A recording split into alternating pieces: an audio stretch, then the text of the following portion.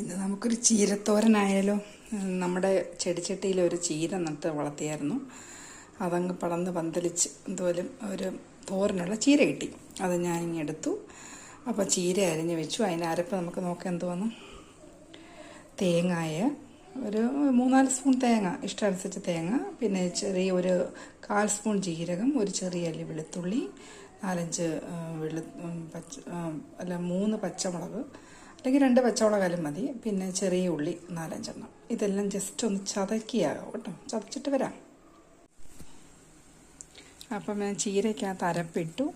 വെള്ളം ചേർക്കാതിരിക്കാൻ നല്ലത് നമ്മൾ ചെറിയ തീയിലിട്ടാൽ മതി. അതിരുന്ന് വെന്തോളും. ജസ്റ്റ് ഒന്ന് നമുക്കൊന്ന് ഇളക്കാം.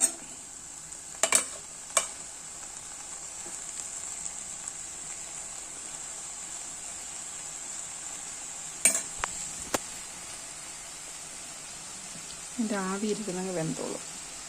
ഒരു 2-3 മിനിറ്റ് കഴിഞ്ഞ് നമുക്ക് തിരിച്ചു വരാം. അങ്ങനെ ചീര ഒരു 3 മിനിറ്റ് മതി ഇത് വേവാൻ. അതിൻ്റെ ആവി ഒട്ടും വെള്ളം ഒഴിക്കണ്ട. ഒരു വിധം വെന്ത് നമുക്ക് കുഞ്ഞുങ്ങളെ തീറ്റിക്കാനൊരു കാര്യം ചെയ്യണം. ഇവിടെ ഞങ്ങൾ മോള് അല്ലാതെ പച്ചക്കറി കഴിക്കത്തില്ല. അത് ഞാനൊരു മുട്ട പൊട്ടിച്ചൊഴിക്കും. കണ്ടോ, മുട്ട പൊട്ടിച്ചൊഴിച്ചിട്ട് മിണ്ടത്തില്ല. പിന്നെ പുള്ളിക്കാരി ചീര കഴിച്ചോളും. തേങ്ങയാണെന്ന് പറഞ്ഞ് പുള്ളിയും കഴിച്ചില്ല, പക്ഷെ ടേസ്റ്റും വരും. പച്ചക്കറി കഴിപ്പിക്കാൻ ഇതൊക്കെ ഉള്ളൂ വിദ്യകൾ.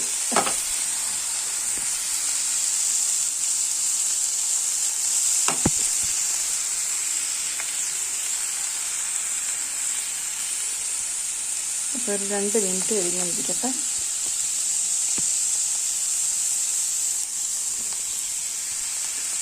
അത് കഴിഞ്ഞ് ഈ കടുവും കൂടെ പൊട്ടിച്ച്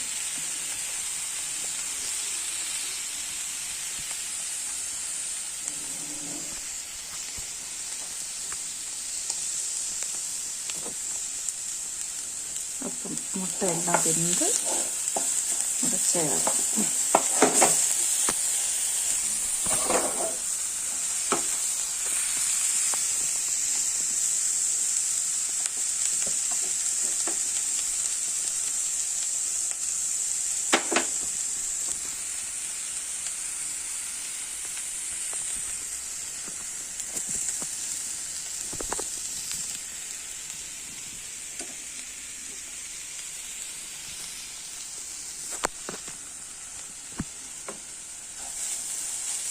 പിന്നെ ചീരത്തോരൻ റെഡി.